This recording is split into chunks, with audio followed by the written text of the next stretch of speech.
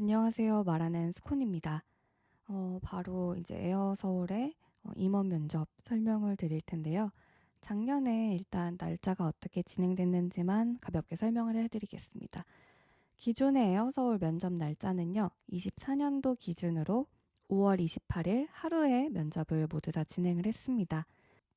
발표는 이틀 뒤였던 날짜로 예정이 되었었는데, 30일 목요일 아니라 오전 11시쯤에 좀 빠르게 나왔던 걸로 제가 기억을 하고 있습니다.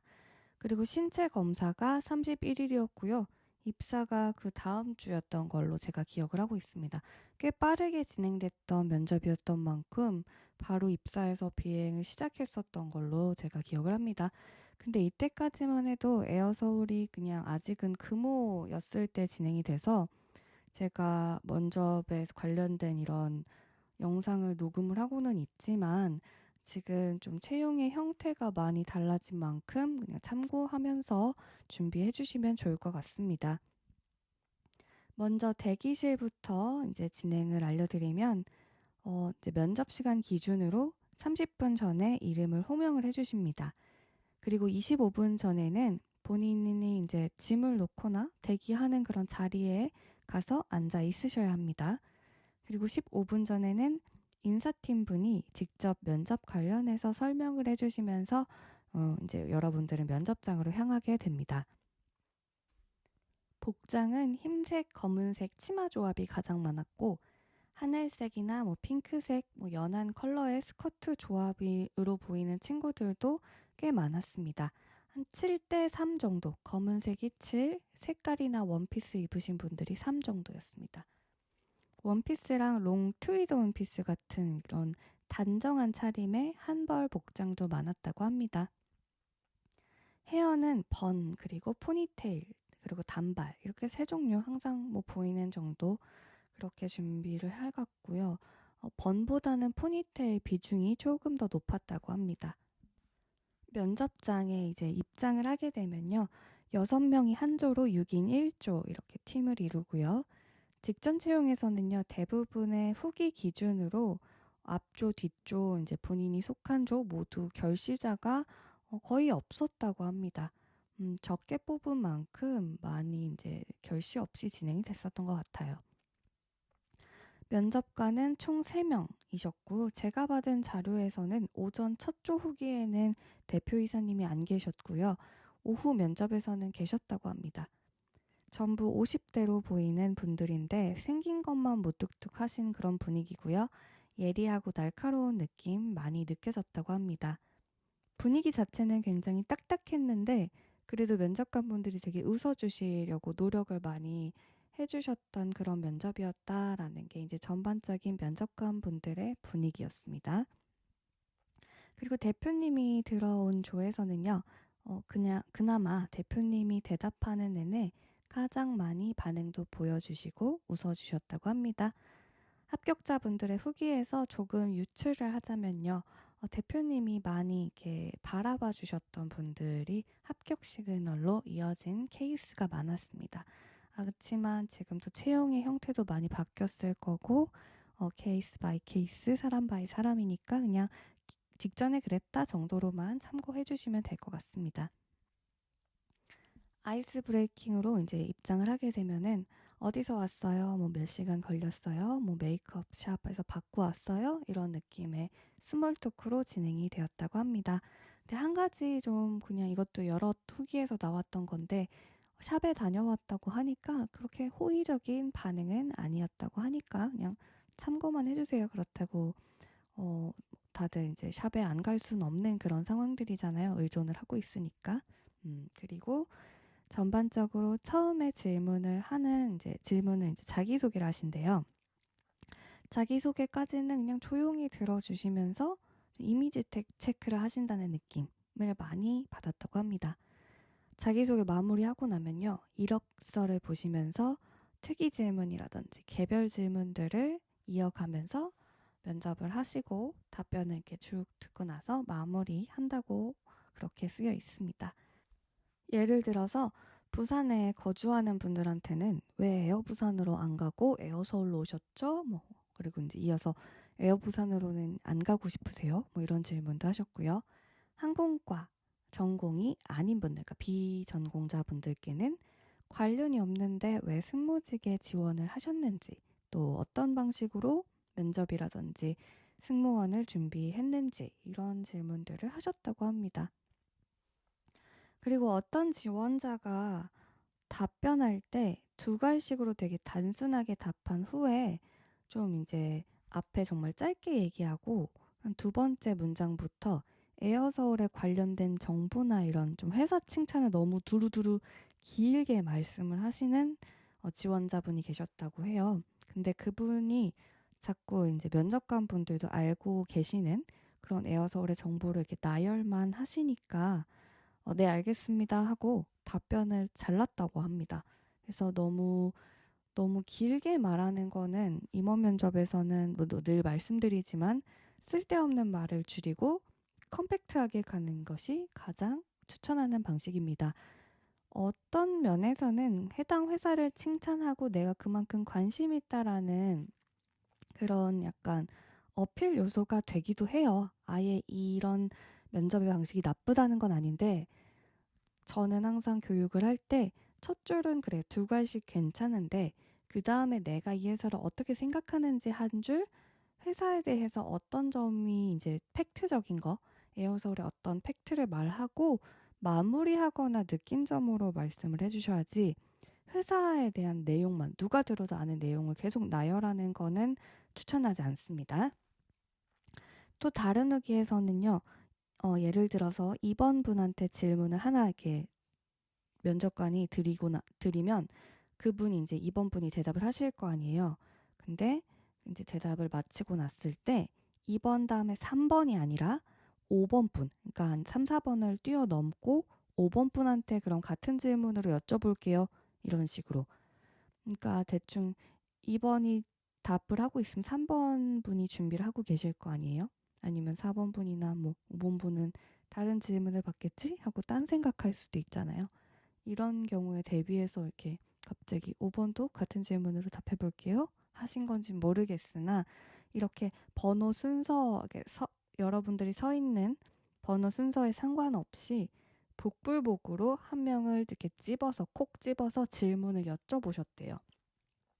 그리고 약간 누구에게 특별한 관심 같은 거를 보이지는 않으셨고 6명이 있으면 6명에게 질문을 다 랜덤으로 예를 들어서 방금 2번 답변하고 5번은 똑같은 질문을 하신 다음에 갑자기 그럼 3번은 다른 질문을 해요. 그 다음에 갑자기 6번을 묻는다든지 이런 식으로 약간 랜덤 왔다 갔다 하면서 그래서 관심인지 병풍인지는 잘 느껴지지 않았다라고 말한 합격자분도 계셨습니다. 대표님이 바라본 분도 합격을 하셨고 병풍합도 있었고 하니까 결국에는 뭐다? 면접은 명감을 까보지 않으면 모르는 거죠. 그래서 뭐 이런 반응 받았어요. 어떻게 하고 불안해하지 마시고 여러분들 아쉬움은 남아도 되는데 후회는 남지 않도록 잘 하고 오시면 됩니다. 질문 자체는 그렇게 어렵지 않았어요. 뭐 가족은 무슨 의미라고 생각하는지, 초등학생 때 가장 기억에 남는 경험이 무언지, 승무원이 어려운 점들이 있을 텐데 뭐라고 생각하고 뭐 어떻게 극복할 건지 뭐 이런 느낌이에요. 그리고 뭐 본인이 갖고 있는 자격이라든지 이력에 대해서도 막 물어보시고 사회봉사 많은 친구한테는 사회봉사 시간이 왜 이렇게 많은지 다른 경험은 왜 이렇게 또 적은지 또 물어보셨고요. 뭐 가볍게 스트레스 해소법이라든지 건강관리도 많이 물어보셨고 승무원을 준비하게 된 계기 같은 것도 많이 물어보셨고 그리고 약간 최근에 본 에어서울의 뉴스나 기사나 SNS 관련돼서 물어보시는 경우도 있었고 기내식 마케팅 방식을 추천해주세요. 뭐 이런 것도 있었어요. 항상 관련된 그런 질문들은 거의 다 비슷합니다. 그래서 어렵지 않게 잘 준비해 주시면 될 것 같습니다. 약간 전반적으로 에어서울에 대한 관심도가 높아 보이는 지원자분들께 호의적인 눈빛을 보이셨고 반응도 보이셨고 기내 면세품이나 에어서울의 특징 같은 거 있죠. 뉴스를 했던 지원자분들을 약간 한 번씩은 더 바라보셨다는 후기가 많았습니다. 그리고 약간 임원분들이시다 보니까 왜 그런지는 모르겠지만 약간 쇼츠라든지 SNS 같은 답변을 하다 보면 이렇게 답변이 좀 짧아지거나 가벼워질 수 있잖아요. 이럴 때 좀 집중도가 떨어지셨다고 하는데 본질에 가까운 기본 승무원 답변을 할 때 집중도가 훨씬 더 높아 보이셨다고 합니다. 근데 질문 자체에 SNS나 뭐 본 것 중에 이런 식으로 들어온 거는 어쩔 수 없지만 그렇지 않다면 조금 좀 이렇게 밀도 있는 답변을 하시는 것도 좋은 방법이지 않을까 하는 생각을 했습니다. 약간 에어부산이랑 면접을 좀 비교를 하자면요. 전반적으로 면접관분들 나이대도 좀 있었고 좀 길게 말했을 때 지루한 표정이나 인상을 좀 찌푸리시는 뭐 그런 모습들이 조금은 더 보였다고 합니다. 또 이제 에어부산이랑 비슷한 점은요. 에어서울 임원 면접도 답변보다는 이미지를 더 많이 체크한다라는 느낌을 많이 받았다고 합니다. 예를 들어서 1번분 지원자가 답을 하고 있는데 약간 3번 지원자를 보고 계시면서 이것저것을 체크하셨다고 하네요. 그러니까 누구 답변할 때가 아니라 누군가가 내가 아닌 다른 분들 답변할 때도 태도를 잘 갖추고 있어야겠죠. 그리고 이제 면접 답변을 하시는 지원자분의 입장에서는요. 면접관 시선이 나한테서 멀어져도 당황하지 않고 이어간다는 생각을 하고 가면 좋을 것 같습니다. 근데 꼭 답변을 한다고 바라봐 주시지는 않았던 것 같아요. 합격을 하는 면접에 있어서도 그냥 면접관 분들이 정말 동시다발적으로 여러 가지를 체크를 하는 분들도 계시고 아니면 한 분 한 분을 집중해서 바라보는 면접관도 계시고 이거는 그냥 면접관 그분의 개인적인 성향이 아닐까 하는 생각을 합니다. 시간이 근데 흐를수록요. 이렇게 뒷타임 쪽 분들 후기는요. 면접관 분들이 좀 지친 게 눈에 많이 보였다고 합니다. 약간 어떤 질문을 이렇게 주면 좋을지 고민도 하셨고 면접자들 이제 지원자들 앞에서 어떤 질문들이죠? 막 이렇게도 말씀하셨다고 합니다. 이럴 때는 여러분 본인 자체가 분위기를 밝게 좀 이끄는 것도 어떻게 보면은 면접자의 역량으로 느껴질 수 있거든요. 그러니까 과도하게 오버하라라는 이야기가 아니라 방글방글 잘 웃으면서 좀 상대방이 좀 지쳐 보이면은 제가 좀 뭐 재밌게 말씀드릴게요. 뭐 이런 건 아니더라도 그런 분위기로, 그러니까 뉘앙스로 이 사람이 그런 분위기를 풍겨주면요. 되게 상대방도 기분이 좋거든요. 그래서 차분하게 그런 것들도 이제 본인의 시간이 타임이 언제이실지 모르겠지만 차분하게 잘 면접이라는 걸 이끌어 가 보셨으면 좋겠습니다. 면접 마치고 나면요. 기념품 같은 걸로 비타500 한 병이랑 에어서울 메모장 같은 거 포스트잇이었는지 메모지였는지 잘 헷갈리는데 그런 거 챙겨주시면서 면접이 마무리됩니다. 대체적으로 질문 자체가 어렵지는 않았는데 지금 이런 이제 답변이 그렇게 중요한 것 같지는 않아요.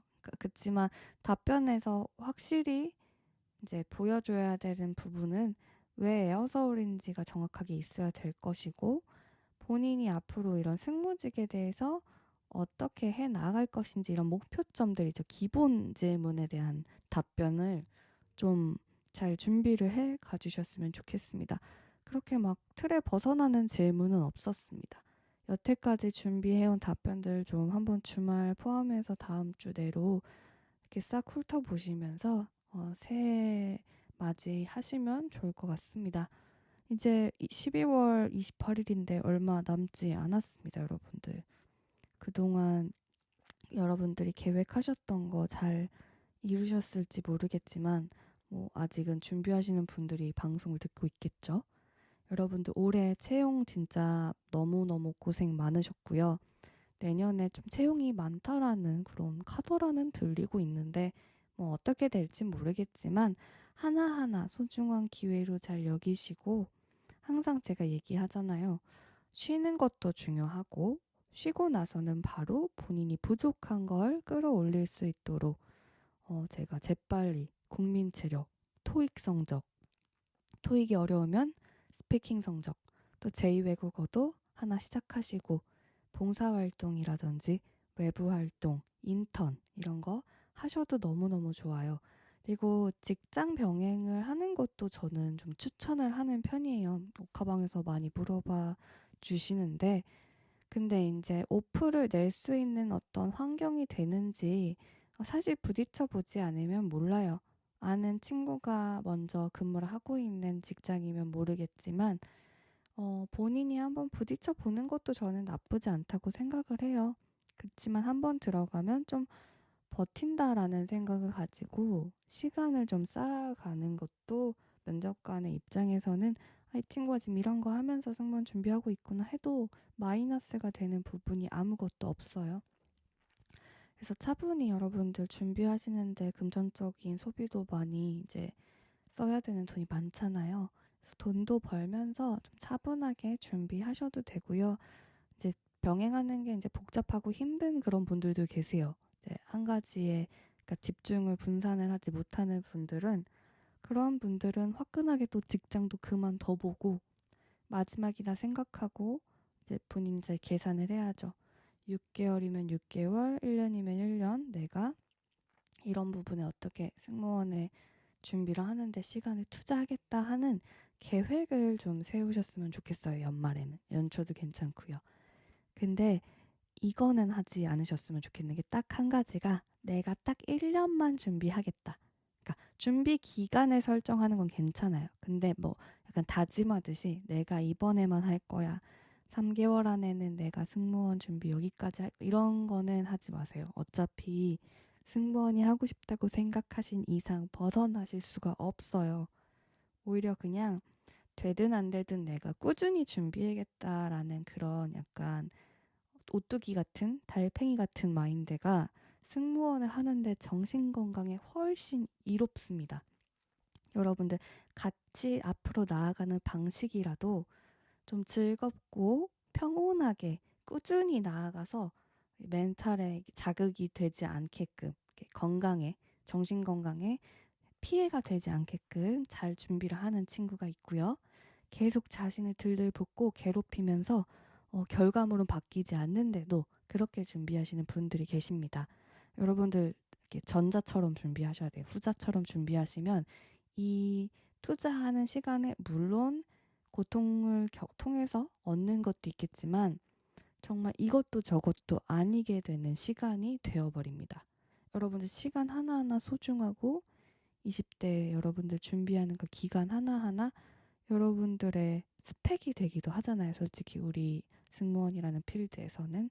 그러니까 시간 그런 관념을 계획은 세우되 너무 그 안에서 나를 괴롭히지는 않는 한 해가 되셨으면 좋겠습니다. 생각을 해봤는데 여러분들이 아마 그런 부분에서 좀 소위 말해서 어리석게 준비하시는 분들도 정말 많이 보여서 되게 안타까운 마음이 커요. 그래서 한번 연말 잔소리를 넣어봤습니다. 제가 지금 사실 목 상태가 이렇게 좋진 않아서 듣기 좀 불편하셨을 수도 있는데 끝까지 들어주셔서 감사합니다. 여러분들 연말 마무리 잘 하시고요. 새해 복 진짜 많이 많이 받으셔서 내년에 다들 합격하셨으면 좋겠습니다. 다들 기분 좋게 합격을 외치면서 마무리할게요. 합격하세요.